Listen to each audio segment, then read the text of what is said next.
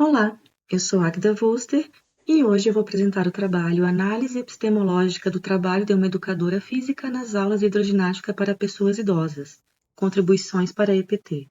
É um trabalho realizado como disciplina de mestrado da disciplina de Bases, pelo Antônio Chalata, por mim, na disciplina dos professores Crislane Gruber e Olivier Alain.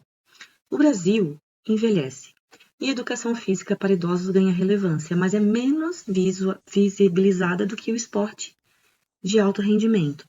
O problema é que a hidroginástica parece simples, mas envolve saberes complexos. Daí perguntamos, o que este profissional realmente faz? O objetivo geral é evidenciar os fazeres, as dimensões do trabalho, os processos de profissionalização. Especificamente, também descrever o trabalho real, identificar as dimensões e analisar a estrutura da situação. A pesquisa foi realizada no CAT, em São José, que é um equipamento público de assistência social, espaço de convivência com piscina aquecida e cerca de 22 alunos de 60 a 80 anos, alguns um pouco mais. Para a fundamentação, nós utilizamos a análise epistemológica do trabalho. Consideramos a distância entre o prescrito e o real, a distância entre as leis e o que de fato o profissional faz. Essa distância não é uma falha, mas é onde os saberes e experiências se desenvolvem, como os esquemas operatórios de Pasteur.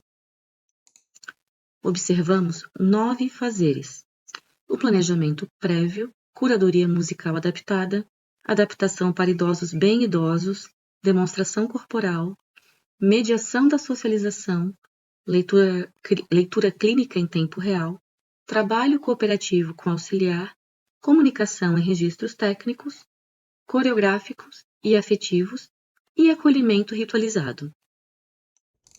Então, dando continuidade, a partir desses fazeres, nós identificamos 6 dimensões que se relacionam nessa prática. Então, primeiro nós temos as dimensões humanas e sociais, que envolvem a ética, o cuidado, que garante a segurança física e emocional daqueles idosos participantes das atividades. A dimensão social e relacional, onde a aula se torna um ponto de encontro importantíssimo na vida dos participantes. A professora conta que muitos dos alunos acabam indo nas aulas, frequentando as aulas pelas conversas, né? E a dimensão identitária, onde a profissional não se reconhece naquele momento apenas como instrutora de hidroginástica, né? Mas ela entende o próprio trabalho como uma forma de promoção de saúde. Do lado operacional e funcional, nós temos a dimensão técnica e cognitiva, né, com domínio da fisiologia do envelhecimento, por exemplo, a estética, que une a música, o ritmo, a coreografia, né, e a fisiológica, que exige muito do corpo da própria educadora. Né, ela precisa manter a voz, precisa manter aquela postura ativa durante os 50 minutos de aula, num ambiente bastante quente, úmido.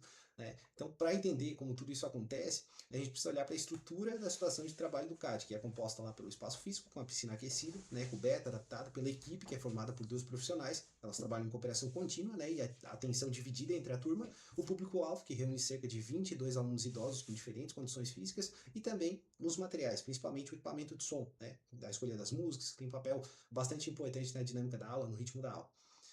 Quando nós comparamos o trabalho prescrito com o trabalho real, a gente percebe com bastante clareza nessa observação, essa redefinição acontecendo na prática. Então, o trabalho prescrito são as leis, as normas do próprio CAT, o plano de aula no papel, né? Já o trabalho real é o que acaba acontecendo ali na borda da piscina, leitura corporal, as adaptações, né? O acolhimento das profissionais.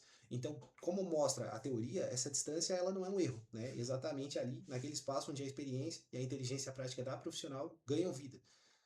Sobre a trajetória da profissional, hoje ela é bacharel em Educação Física pela UFSC, ela começou no CAT ainda durante o estágio de graduação e continuou um pouco depois de se formar. Então, o que a gente acaba percebendo nessa observação também é que a profissionalização dela, da profissional, ela vai sendo construída justamente quando ela combina essa formação acadêmica, né, recém-formada, com aquilo que ela aprende e vai desenvolvendo na prática todos os dias. Caminhando para o encerramento, o estudo traz para a gente 2 grandes sínteses. Né? Primeiro, que a atividade real transborda a prescrição formal e mobiliza múltiplas dimensões de forma inseparável, reforçando, claro, o papel do CAT como um equipamento público garantidor de direitos. E para a IPT ficou o aprendizado de desnaturalizar essa profissão. A aula de hidroginástica não é um simples lazer recreativo. Né? Então, por trás daquela atividade existe um trabalho bastante complexo, né, que existe formação, conhecimento, experiência, capacidade de adaptação, né, e principalmente muita sensibilidade para trabalhar com a pessoa idosa. Então, quero agradecer a profissional que nos acolheu, aos alunos participantes das aulas, né, ao IFSC pela oportunidade e à organização do evento também pela oportunidade de mostrar esse trabalho. Então, muito obrigado pela atenção de todos, os nossos contatos e as referências estão em tela.